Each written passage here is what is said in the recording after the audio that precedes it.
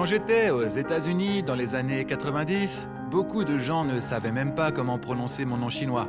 Xi? Ixi? 11?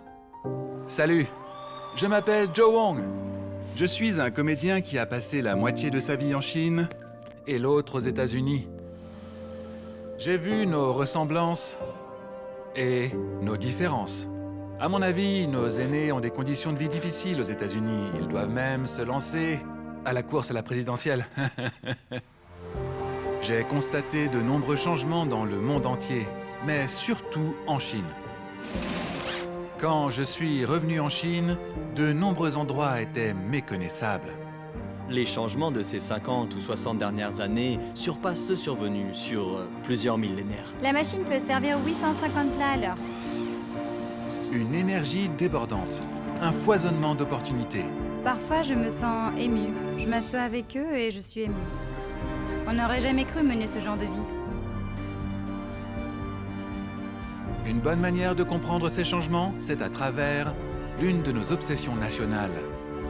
Je ne connaissais pas ce stéréotype qui dit que les Chinois excellent dans les maths. Mais à y réfléchir, les Chinois sont vraiment habiles avec les nombres. Comme un nombre qui représente la famille. Jusqu'à récemment, la famille nucléaire chinoise comptait 4 grands-parents, 2 parents et un enfant. À présent, les familles chinoises sont encouragées à avoir 2 voire 3 enfants. Du système de santé aux nouvelles idées pédagogiques, des commerces depuis longtemps établis aux communautés rurales en plein changement, la famille, ou Dia, est au cœur de la pensée chinoise et constitue la base du bonheur. Un bébé est un miracle, et la famille est la perpétuation de ce miracle. Et les chiffres 4, 2, 3 vous plongent au cœur de ce miracle. Je me souviens encore du moment où mon fils est né. Il ressemblait à un bébé extraterrestre. Je cherchais dans mon esprit qui de ma famille avait bien pu lui transmettre des gènes aussi effrayants. Et bien sûr, le docteur m'a dit tout heureux « Félicitations, c'est votre portrait tout craché !» Quand je suis né, presque un bébé chinois sur 10 mourait avant son premier anniversaire. De nos jours, 99 bébés sur 100 survivent et peuvent espérer vivre jusqu'à plus de 70 ans pour la plus grande joie des familles.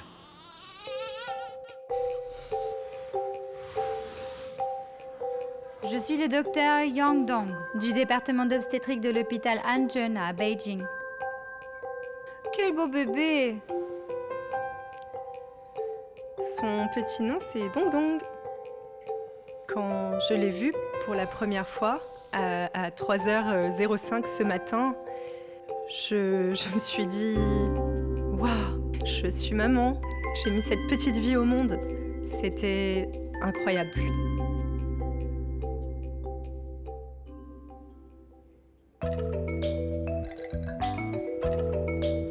De nombreuses menaces qui pesaient sur la vie des nouveau-nés ont été éliminées. De nos jours, la première cause de mortalité infantile en Chine sont les problèmes cardiaques. Ce qui révolutionne la capacité à détecter les problèmes cardiaques d'un bébé avant même sa naissance, c'est l'intelligence artificielle. Et les seuls outils nécessaires au docteur sont les images de l'échographie et son smartphone connecté au cloud. Avec cette application, n'importe quel smartphone peut opérer un diagnostic intelligent. On va dans diagnostic intelligent, puis on entre dans acquisition d'images. Et l'application nous dira si ce cœur est normal ou pas. La Chine possède la plus grande base de données de scanners au monde, aidant ainsi à entraîner l'IA vers un plus haut niveau d'exactitude. Notre exactitude de diagnostic atteint 96%. La première fois que j'ai entendu les battements de son cœur, vraiment, les larmes se sont mises à couler. Comment dire? Elle représente l'espoir de toute notre famille. De nos jours, beaucoup d'enfants veulent devenir humoristes pour se rebeller contre leurs parents. C'est une bonne nouvelle pour moi parce que je suis comédien. L'esprit de rébellion de mon fils le poussera sûrement à devenir médecin ou ingénieur s'il veut se rebeller contre moi. La médecine a fait d'immenses progrès en Chine depuis l'époque où ma mère a fait ses études de médecine, mais il reste encore de grands défis à relever. En Chine, l'écart entre ville et campagne reste très important entre les hôpitaux de ville et les soins de base en campagne. Et la manière de réduire cet écart? Les dernières technologies. Asseyez-vous s'il vous plaît. Les docteurs des centres urbains peuvent maintenant aider leurs collègues des zones reculées grâce à la magie d'Internet. Le cas d'aujourd'hui est compliqué. Il nous vient de l'hôpital du peuple du comté de Jinjiai. Le patient est hospitalisé là-bas depuis quelques jours, sans amélioration notable de son état. Alors les médecins locaux ont demandé une consultation de groupe avec nos spécialistes. Alors, tout d'abord, quels sont les problèmes que vous avez à résoudre? Tout d'abord, ce sont les antibiotiques. Avec la télémédecine, la plupart des cas peuvent être traités dans les hôpitaux locaux grâce au conseil des spécialistes à distance. Pendant la pandémie de Covid, les médecins ont combiné télémédecine et intelligence artificielle pour résoudre un problème crucial. Une fois revêtus des tenues de protection, ils ne pouvaient plus entendre correctement la respiration des patients.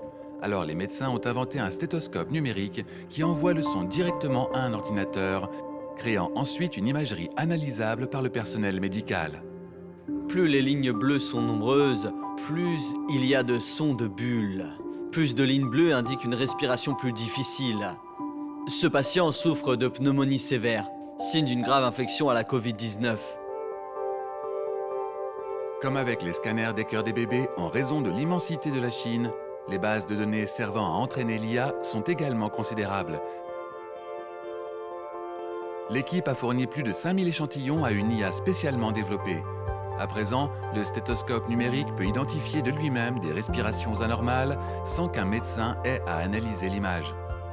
Je pense que la santé des nouveau-nés est un élément très important à la réalisation et à l'amélioration d'une société modérément prospère.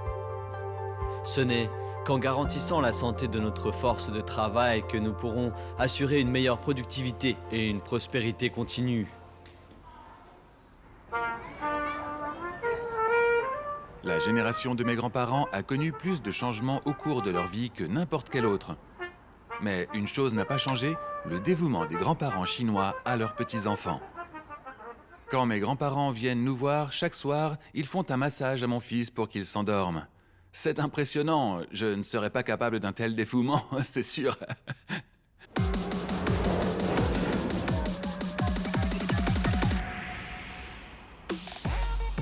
De nos jours, avec une plus grande prospérité et une espérance de vie en bonne santé plus longue, les retraités chinois s'adonnent à toutes sortes de loisirs. Mon nom est Wang Zixi. J'ai 66 ans. Il n'y a pas beaucoup de gens de 66 ans aussi sportifs que moi. Au parc, il n'y a pas beaucoup de vieux de mon âge qui peuvent se mesurer à moi. Voici notre équipe de gym du Temple du Ciel. Il y a plus de 20 personnes dans notre équipe. Ouais! J'ai moi-même fait l'expérience de la compétition contre nos aînés. Un jour, j'ai joué au ping-pong avec un homme de 70 ans qui était gaucher. Match nul. Après la partie, je l'ai complimenté. On dit que les gauchers sont très intelligents. Mais il a répondu « Oh, je ne suis pas gaucher !»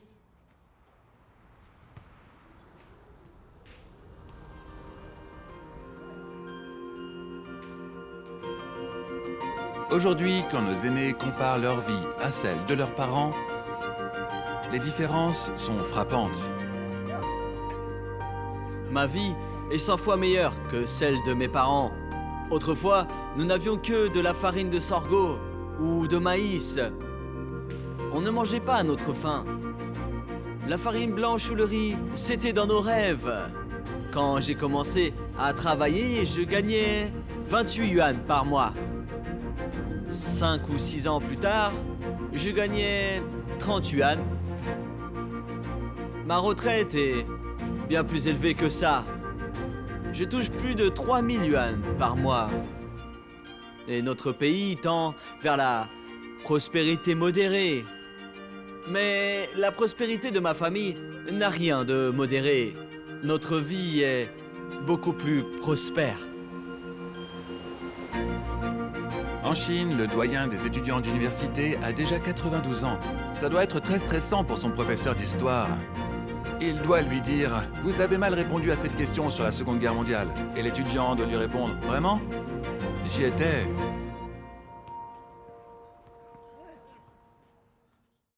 La famille est un élément fondamental de l'identité chinoise.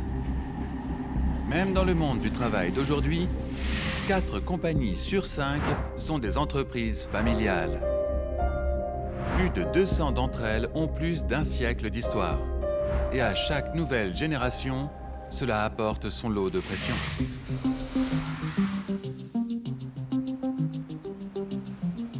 Mon nom est Li Mangqi. Je suis née et j'ai grandi à Suzhou. Quand ils sont petits, la plupart des enfants apprennent leur A, B, C, D. Mais c'était différent pour moi. Mes grands-parents m'apprenaient les noms des plantes médicinales.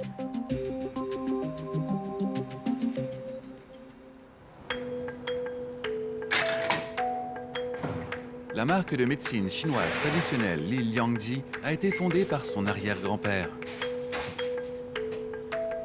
Jusqu'à aujourd'hui, cette marque aux 106 années d'histoire a été transmise sur 4 générations. La transmission familiale de Li Liangji n'a jamais été interrompue.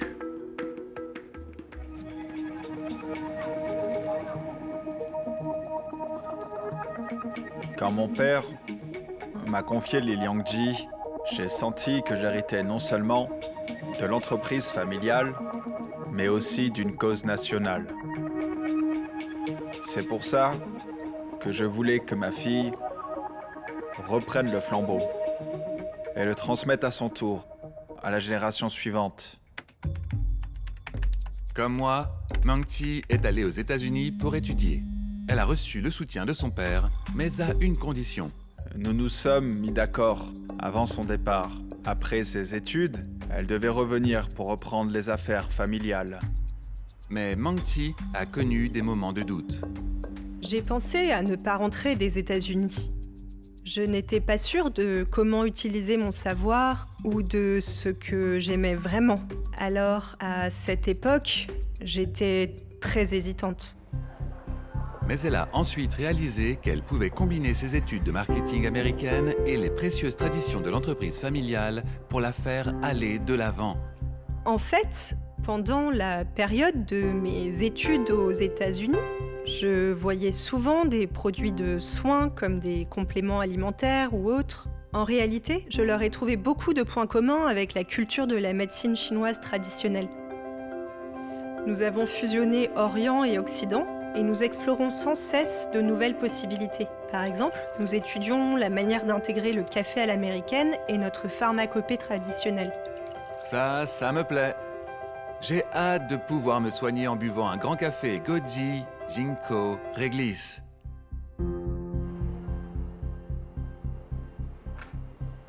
Mon père attache une grande importance à l'innovation et au marketing. Il veut agrandir notre marque et franchement, moi aussi.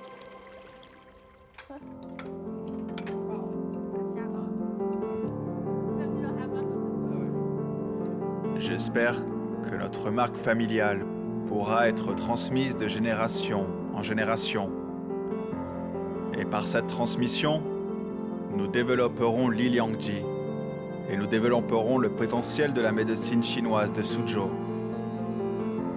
Pour le bien-être et la santé des habitants de la région, nous ferons de notre mieux.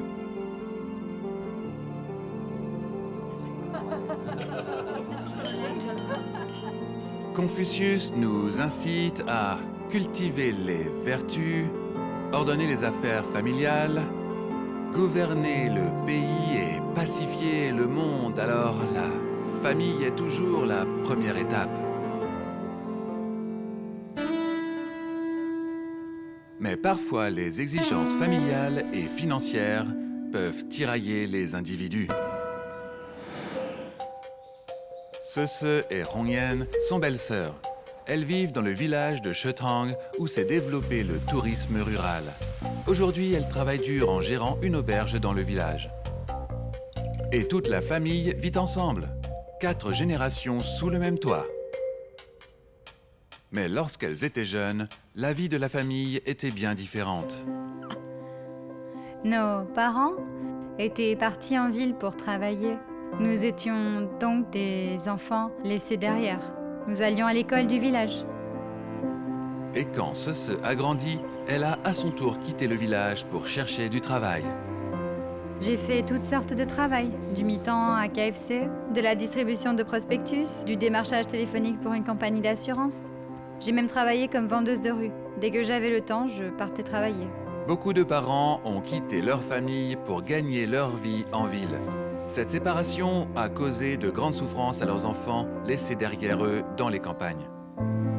Plus tard, le gouvernement local a trouvé un moyen pour que les villageois puissent gagner leur vie chez eux à Chetrang. Le tourisme rural ou agritourisme. En 2011, le district de Jiangning a commencé à promouvoir le tourisme et à développer la construction de beaux villages en mettant en œuvre le projet des 5 fleurs d'or. Et le village est devenu de plus en plus célèbre. Le gouvernement a fourni le bois et nous a aidés avec le design extérieur. Les villageois n'ont rien eu à payer. Alors ils étaient tous d'accord, n'est-ce pas? En réalité, si le village n'avait pas été rénové et promu en tant qu'attraction touristique, la plupart des habitants seraient encore obligés d'aller travailler et vivre au loin. Maintenant, Sese n'a plus à partir en ville. Ce sont les citadins qui viennent à elle. Cheese! Les gens de la ville ont un grand désir de nature. L'agritourisme répond à ce besoin. Bonjour! Ils viennent déguster les spécialités locales, respirer l'air pur mêlé au parfum des feuilles de thé. Ils aiment la vie calme de la campagne. Et les villageois ont vite trouvé une nouvelle opportunité de faire de l'argent. Les enfants des villes ne savent même plus distinguer les différents légumes et de nombreux parents aiment l'idée de louer leur propre potager dans le village. Nos agriculteurs de métier plantent les légumes pour les gens qui louent les parcelles. Et ces derniers peuvent venir en famille, cueillir les légumes et les ramener chez eux. Ils peuvent regarder le potager pousser en temps réel grâce à leur smartphone. C'est très intéressant pour eux. Peut-être qu'ils nous regardent même maintenant.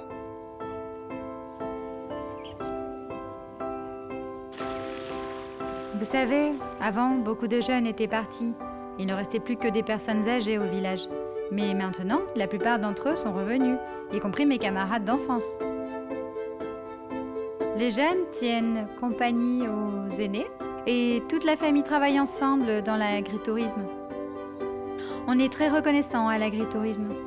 Au moins, maintenant, les jeunes reviennent et nos aînés ne se sentent plus seuls. La prospérité d'un pays ne se mesure pas à son nombre de milliardaires, mais au nombre de personnes qui sont heureuses dans leur métier, avec une famille unie à leur côté. Je pense que nous avons une très belle vie ici. Autrefois, les enfants avaient beaucoup de pression pour prendre soin de leurs aînés. De nos jours, ils doivent prendre soin de la planète tout entière. Heureusement, personne ne leur a encore dit. On est dans le site des 3 rivières parallèles, classées au patrimoine mondial naturel de l'UNESCO. La région est l'une des plus grandes réserves de biodiversité au monde.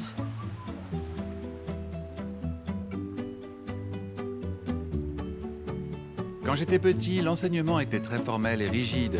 Mais aujourd'hui, les choses changent pour la Chine. Équipe 1, décidons de l'emplacement de la caméra. Aujourd'hui, nous avons organisé une classe verte à l'extérieur. D'habitude, nos leçons se déroulent dans une salle de classe. Les enfants apprennent dans les livres, ils apprennent à connaître leur environnement, à connaître leur région et même le monde qui les entoure à travers la mémorisation. Il faut bien l'attacher, sinon elle tombera de l'arbre et les batteries tomberont aussi.